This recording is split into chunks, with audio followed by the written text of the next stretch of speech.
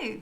Welcome to another episode. Thank you for listening in again. Listening to us talk about more boundaries, more design business boundaries. We've got 4 parts in the series planned, but I can already see that there's going to be more down the track. There's going to be bonus boundaries, I think, because we've just got so many. We're excited to be sharing them. So this part 3 is all about project management boundaries. What we'll do is we'll talk about common problems that you might be having and then a suggested boundary for each one. All right, let's go. Sounds great. Dawn, one thing we keep forgetting to mention to all the people who are listening to the podcast on Apple and Spotify is that we have also got these over on YouTube. So if you want to have that extra dimension, if you want to see us, see our faces, see us smiling, have eye contact, come over there to YouTube. The link is in the show notes. So we just keep forgetting to mention it. Yeah, please do come over and join us in that little land, and we'd love to see you. Yeah, it's just the same as our podcast, except a little extra because you get to see the visuals. Yeah, exactly. That's nice. So for people who do love that extra dimension, you will love it. It feels more personal, I guess, to be able to look at faces. Having a little chat with us. Yeah. Let's get into the problems. The first problem that we've seen coming up with project management is clients DMing or calling or emailing at all hours and intruding in your personal time. After hours, that kind of thing. Yeah. This can be a problem because of a global audience, because you might have a global client base, but it's really important to set a parameter, set a boundary around when you are available so that you don't feel like you're at the beck and call 24/7, always available to clients. Absolutely. And this is a lovely little boundary that can be set on your email communication. You can have it on repeat all over the place, on your website, everywhere. You just pop your hours that you are available to your clients in the time zone that you are in on those touch points. So it's a really clear little boundary that's there, and it gives you permission, immediate permission, to adhere to those boundaries. But inevitably, we'll still have people popping into our DMs on a Sunday and calling us on, late in the afternoon or first thing in the morning when we're trying to get ready for the day. So that will still happen. So there's an extra boundary that you can do when that happens as well. So you can have a gatekeeper on your emails and on your voicemail, even if you'd like, with an autoresponder if you are out of business hours. I just want to say, with having gatekeepers set up, use them really carefully because gatekeepers can become barriers. So just make sure that you're only using gatekeepers in times when it is a true boundary for you and not creating that barrier during work hours. It's really important. We've noticed that some people have a gatekeeper just on repeat constantly for every DM, every message, and it can really shut people down. It can be really off-putting. So just make sure that you are really strategic with your gatekeepers if you were to use those autoresponders. Don't have full-time gatekeepers. No, full-time gatekeepers are a little bit too much and can be really disheartening, especially if clients are reaching out for something that feels quite urgent to them. Yes, it's important that they don't feel blocked all the time. Another really important touch point is having a welcome guide explaining when you're available, how long it will take for you to get back to people, having your availability in your time zone, those sort of things. Making sure that it's very clear. Have it on repeat. Yeah. It's all about communication because it's very confusing if you're getting, a DM on a Sunday afternoon and then you're getting an email later on that night or 6 a.m. Monday morning, and then you might get a phone call later. It's actually really hard to keep track of all of this. It's hard to keep track of all the correspondence that's happening as well. So you want to set that expectation, which leads us into the next point. Yes, it does. So communication being all over the place. So another problem we wanted to talk about today was when you're spending hours and hours hunting down assets that you need for a project, or hunting down the copy, or hunting down that little bit of information that the client emailed you, or did they DM you, or where is this thing? Where is the image? Like they've sent you an image via a DM, then they've emailed part of the copy as a draft in one email, and then 3 days later they do a completely different email stream with another bit of copy, which it's just all a bit of a convoluted mess. So what do we do about this Dribs problem? and drabs, left, right and centre, and you're trying to madly curate and collate those and put them together, but you can miss things when it happens like that. It's so time-consuming. It's so time-consuming, that's right. And it's nerve-wracking. I don't like the energy that it brings when I'm having to be sure that I've collected everything. It's like, oh, have I got that? Have I got that? Have I got that? We need our clients to be really accountable for what they're giving us to work with. It needs to happen in one transaction, in one correspondence. That needs to be outlined before the client does it, so that they know, okay, I have to have everything ready, all my ducks lined up in a row. Yeah, you don't want to be like, what have I missed? What have I missed? It's like horrible feeling. Yeah. So insist on assets and information being bundled and supplied in one email. Or what we love is the idea of introducing a project management portal like Trello, which is something that we use and love, but a portal where everything is in the one spot, so you don't have to go searching. It's an ideal way to pull everything in, and clients love that they've got this portal that they have access to. All of their assets are in there. All of the information pertaining to any project is in there. They can check on things, make sure that they've got everything for you.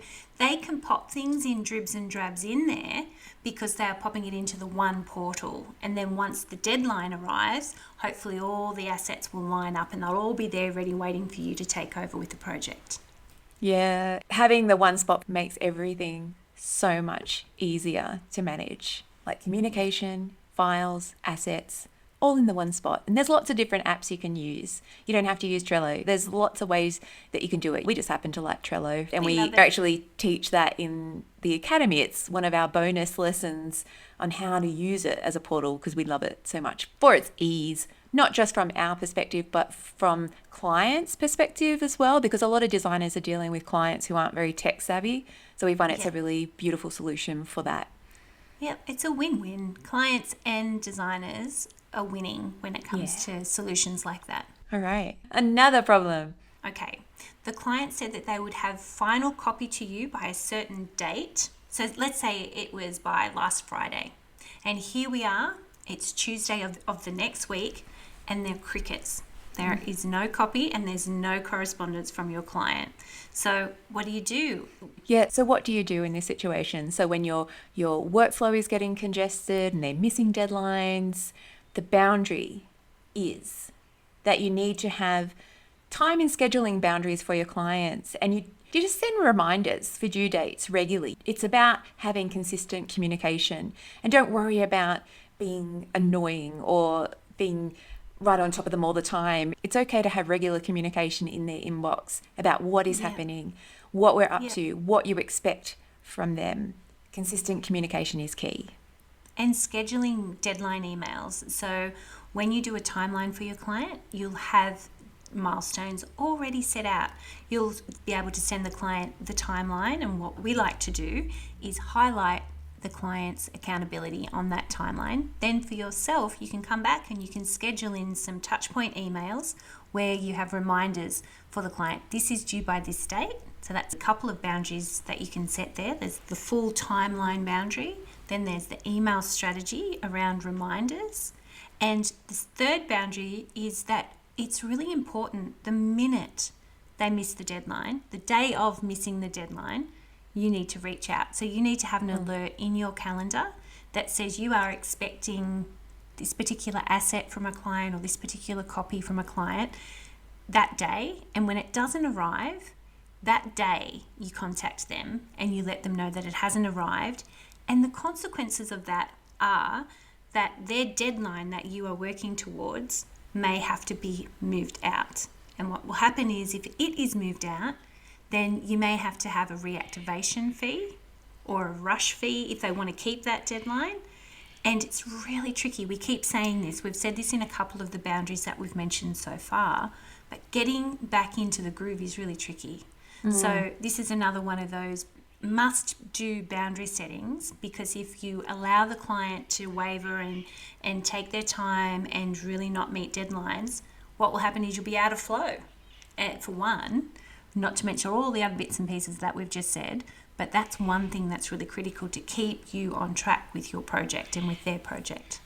Yeah. And if it's the kind of project where you really need them to be available, like just say you're doing a design sprint or you're doing a quick turnaround, try and work out an arrangement that the client is going to be quite available for your questions, and you know that they're going to be there, and then they're not going to just disappear off the face of the earth. We want to make sure that everything's clear. Yes, absolutely. I love that. Teeing it up and pre-arranging it, making sure that they are available to you on the days that you are going to be working intensely on their project, because any quick questions that come up, you can answer them and resolve them really, really quickly, and you can keep the flow going. But essentially, having boundaries around making sure your clients deliver on time as promised is essential to you having and maintaining your workflow the way that you've got other clients work coming in. You need to be able to manage that. You need to be on top of it. Yeah. All right. Another problem that we see happening is clients ghosting. The classic ghosting job, like, where have they gone? Yeah, where have they gone? What? And I can't believe this happens. It happens. I get so shocked at this because, I'm old school good manners. You just tell people what's happening. Like, get in touch. But, what do we do when it does happen? Where on earth do they go? Anyway, there's lots of reasons why they can disappear, but we need to have boundaries in place to help you support your clients and discourage ghosting as well. Absolutely. So the suggested boundary for this is to have regular check-ins in place. So yeah, like I said before, you have a right to check in. It's not annoying. If you haven't heard from them for a while, don't leave it too long. Get in there, reach out. It's absolutely perfectly fine. Yeah, nurture. Consider it as a nurture as opposed to being annoying. You are nurturing your client, you are caring for them, you are guiding them, you are keeping them on track, you are keeping your business on track, and it requires that level of connection and nurture as opposed to just letting them go rogue and letting them do their own thing. Because when are they going to come back on board? Do I keep this job open if you're ghosting me? If you've just gone absolutely off and there's crickets, do I keep this project open for how long? How long do I save space for you when I've got other client work that's coming in? So it's really imperative to know where they're at and what they're doing and what you're doing in your business, and you've got every right to know that. And try some different methods of communication. So if you've only been emailing, perhaps reach out a different way, maybe via a DM or even a phone call, because you never know what's going on for your client. Maybe your emails are going into junk for whatever reason. Maybe they have some big personal issue that you don't know about. You don't know what they've got going on. So we won't just assume that they're idiots or they're just being rude or they've turned nasty or something bad has happened. Or they hate everything you're doing. That's it. And they usually that's where we go. We go, they hate everything. I can't believe they hate everything that I'm doing and they haven't got the guts to tell me. Yeah. Maybe something really awful for them is happening and they just need the space to get through whatever situation they're going through. So from a human-centered, heart-based business model, the first thing we would do is check in and say, are you okay? Is everything all right? Is everything all right? So that's really, really important that you check in like that first before we assume that everything we're doing's, not enough or whatever the case may be.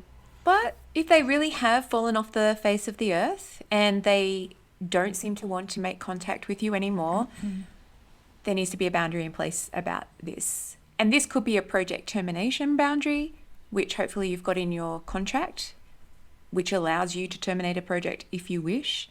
And there will be a consequence. So they need to be informed of the consequence. Because we haven't heard from you, this consequence will apply on this date. So it could be a termination fee, or it could be that you don't get your deposit back, or it could be if they want to re-kick off the project, then there will be a reactivation fee, like Donna mentioned earlier.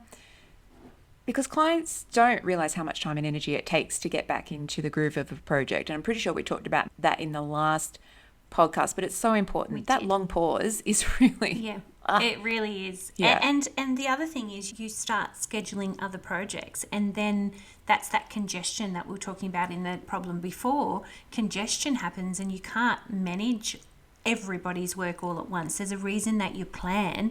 There's a reason that you have your time frames and your timelines with all the accountability in place. So it's just reminding gently and with respect and kindness, reminding the client of that and bringing them back on track. So, yeah. Last problem that we wanted to talk about today with project management is you've got a really time-consuming client who loves to chatter, and every meeting blows out, and every email takes a very long time to go through, and they're just a time-consuming client. Or often they're late to meetings, or they just seem downright careless or disrespectful of your time. That could be the issue too. It might not be that they're just a chattery person, but they just might seem a bit disrespectful and not really care that they're late or not really care that they're taking up your time. And it's so frustrating. And it really is disheartening when that happens. But I think we can all relate. I bet you I hear lots of ahas and nodding of the head out there. We've all had an auntie or a family member that we've done a job for, and they see any touch point to do with their project as an opportunity to catch up about family and friends as well. So every time it's like, no, I'm literally just calling about the print production to make sure we're on track, and then they'll go into gossip or whatever. Yeah, or when beautiful clients become like friends and they might be chattery, and then you need to set a limit. So what is that boundary that you can put in place?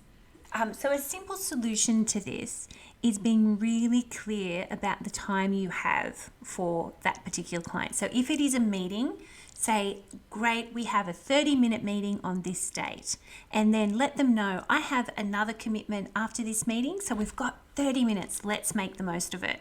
So we're always making sure that they know. And at 25 minutes into the meeting, you actually give them a little bit of a heads up.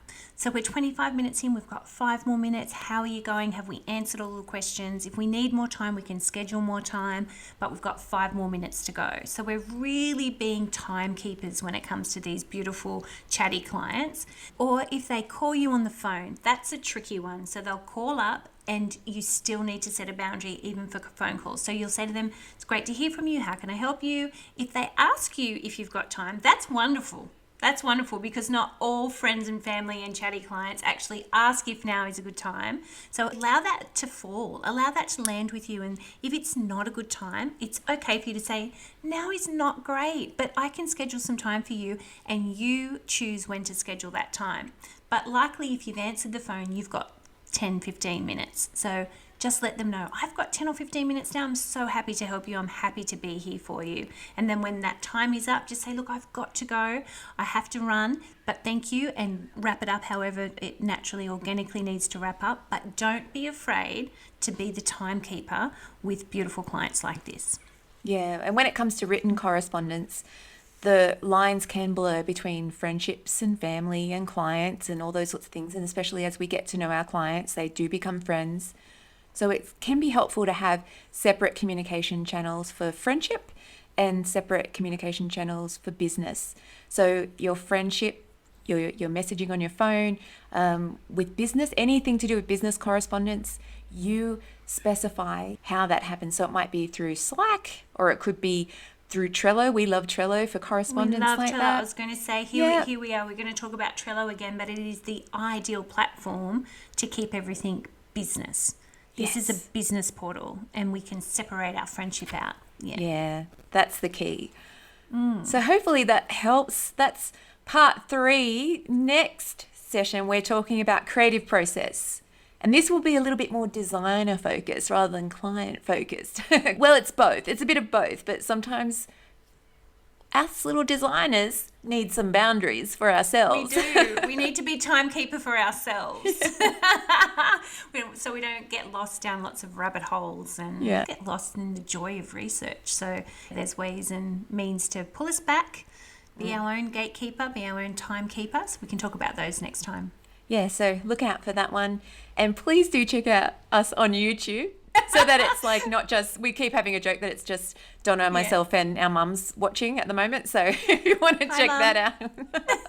Hi, Mum. That's it. That's what it's like, isn't it? But anyway, we are confident that there are other people who like this dimension. So it'll be nice to see that you've been there. All right, lovely people. Until Take next care. time. Bye. Bye.